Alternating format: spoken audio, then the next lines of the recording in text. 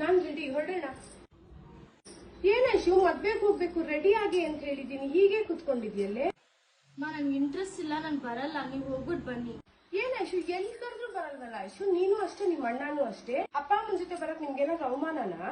ಕುಟುಂಬ ಸಮೇತ ಮದ್ವೆಗ್ ಬನ್ನಿ ಅಂತ ಕರ್ದಿರೋದು. ನಾನು ಅಪ್ಪ ಮಾತ್ರ ಹೋದ್ರೆ ಅಲ್ಲಿ ಕೇಳ್ತಾರೆ ಯಾಕೆ ಮಕ್ಳು ಬರ್ಲಿಲ್ವಾ ಅಂತ.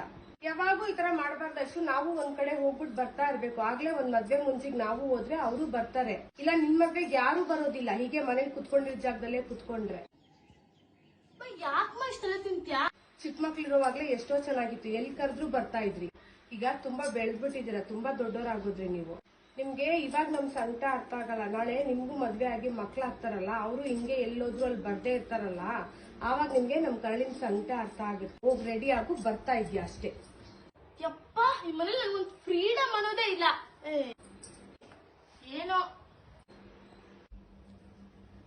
ಈ ಮಕ್ಳಿಗೆ ಅದೇನಾಗಿದ್ಯೋ ಏನೋ, ಅದ್ ಯಾವಾಗ ಇವ್ರಿಗೆ ಬುದ್ಧಿ ಬರುತ್ತೋ, ಅದ್ ಯಾಕೆ ಹಿಂಗ್ ಹೊಟ್ಟೆ ಉರ್ಸ್ಕೋತಾರೋ ಆ ದೇವ್ರಿಗೆ ಗೊತ್ತು.